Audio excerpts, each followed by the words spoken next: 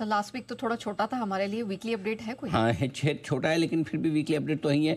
पिछले हफ्ते निफ्टी 0.5% और बैंक निफ्टी लगभग 1.5% गिरा है, गिरकर लगातार छठे हफ्ते कमजोर हैं, 6 वीक।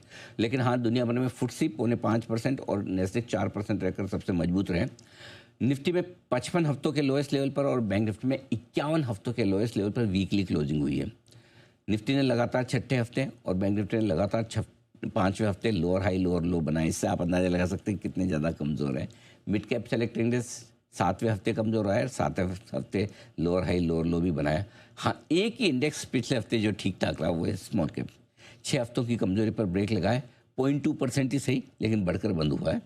पिछले हफ्ते फार्मा 3.5% और बैंक 1.5% गिरकर सबसे कमज़ोर है। आज देखिए दोनों के लिए अच्छी खबर है। करेक्ट। आईटी पिछले हफ्ते 3% और मेटल 2.5% बढ़े। आईटी को रुपए की कमजोरी का फायदा मिला, मेटल भी मजबूत रहे हैं। ओके, और थर्सडे के big data sir? Life high से निफ्टी 14% नीचे है, बैंक निफ्टी 16.5% नीचे, मिड कैप इंडेक्स 12% और स्मॉल कैप अब भी 21% नीचे। लगातार दूसरे दिन दोनों इंडेक्स तेज रहे हैं, निफ्टी बैंक निफ्टी, और चारों ही इंडेक्स ने गुरुवार को लोअर हाई लोअर लो बनाया, थोड़ी कमजोरी के संकेत दिए। इंट्राडे में निफ्टी ने गुरुवार को 22,182 छुआ था और बैंक निफ्टी ने 49,954, ये दोनों ही 11 महीनों के लोएस्ट लेवल पर पहुंचे हैं। ठीक है, मिड कैप सेलेक्ट और स्मॉल कैप गुरुवार को भी आधा % घटकर बंद हुए। देखिए निफ्टी बैंक निफ्टी हल्के हरे निशान में बंद हुए, लेकिन ये तब भी लाल निशान में रहे। अब आइए सेक्टर। आईटी इंडेक्स 3 हफ्तों की ऊंचाइयों पर पहुंचा है। इंट्राडे में एफएमसीजी 3 साल के और रियल्टी 2 साल के लोएस्ट लेवल पर, जबकि देखिए एफएमसीजी कंपनी के अपडेट्स बहुत आए हैं, स्पेशली मैरिको डाबर वगैरह देखें तो बढ़िया ही है। ऑटो इंडेक्स 7 महीने और एनर्जी इंडेक्स 2 महीनों के लोअर लेवल पर है और विक्स 2% चढ़कर आपका 25-50 के आसपास हुआ है बंद। ओके, एफआईएस का बिग डेटा क्या कह रहा है सर? एफआईएस की इंडेक्स फ्यूचर्स में लॉन्ग पोजीशन थोड़ी सी बढ़कर 17% की तरफ जाती हुई दिख रही है। लगातार 23वें दिन बिकवाली की एफआईएस ने और अच्छी की है। जिस हिसाब से 33 पॉइंट निफ्टी ऊपर बंद हुआ उसके हिसाब से आप देखिए 9,930 करोड़ की बिकवाली बहुत बड़ी है एफआईएस की।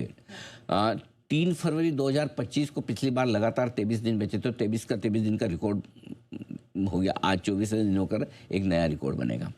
एफआईएस की कैश स्टॉक इंडेक्स फ्यूचर्स मिलाकर भी करीबन 9,000 करोड़ की बिकवाली है, बड़ी बिकवाली है। घरेलू फंड्स लगातार 25वें दिन खरीदते हुए दिखे, 7,200 करोड़ की इनकी भी खरीदारी अच्छी है। अब मजे की बात देखिए, सीरीज के पहले 2 दिनों में एफआईएस ने कितना बेचा है? 18,262 करोड़ और घरेलू फंड ने खरीदा है 14,380 करोड़, यानी कि दोनों की तरफ से आंकड़े बड़े बड़े आते हुए दिख रहे हैं। ओके, अच्छा सर, अब बिग ग्लोबल डेटा के बारे में बताएं। रुपया 173 पैसे मजबूत होकर बंद हुआ है, 93 रुपये 10 पैसे पर। सितंबर 2013 के बाद इंट्राडे की एक दिन की सबसे बड़ी तेजी बनी है और लाइफ फ्लो जो रुपया ने बनाया था 95 रुपये 21 पैसे का, नया वहाँ से 211 पैसे की रिकवरी अब तक हम देख चुके हैं। डॉलर इंडेक्स लगातार दूसरे दिन $100 के आसपास है, ऊपर के लेवल पर है। कच्चा तेल 8% बढ़कर $110 के आसपास है।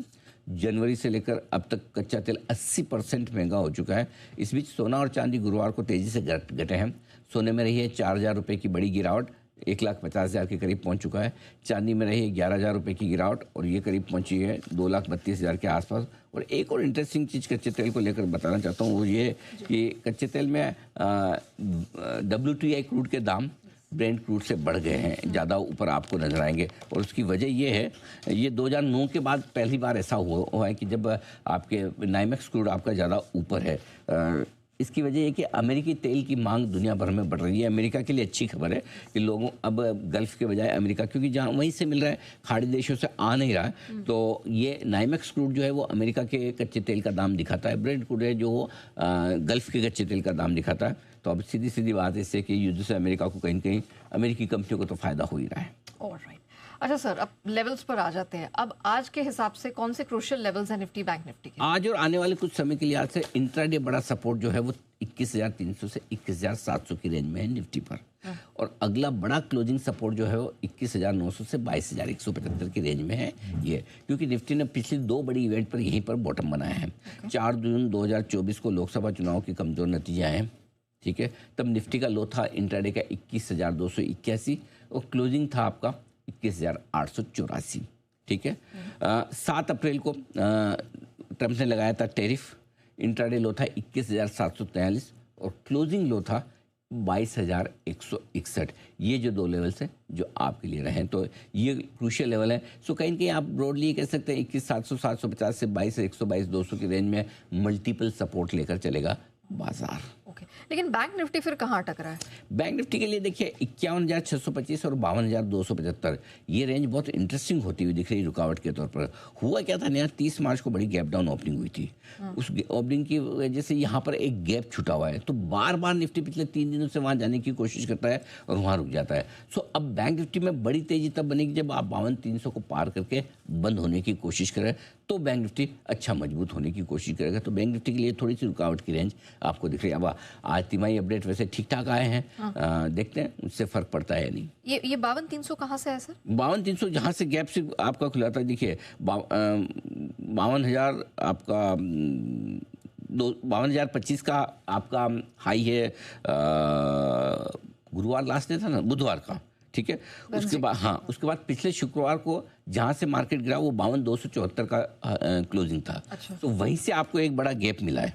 52,274 की क्लोजिंग से सीधा 51,624 का आपका हाई बना नेक्स्ट डे का, जो 30 मार्च का था। तो यहाँ एक 51,625 से लेके 52,275 के बीच में एक गैप रह गया, ठीक है। और इसीलिए 52,275 पे 25 पॉइंट मैंने एक्स्ट्रा जोड़ के राउंड फिगर में 52,300 कर दिया। आपको याद रह गया, इसलिए आपने 52,300 पे सवाल भी पूछ लिया। जी सर। अच्छा सर, अब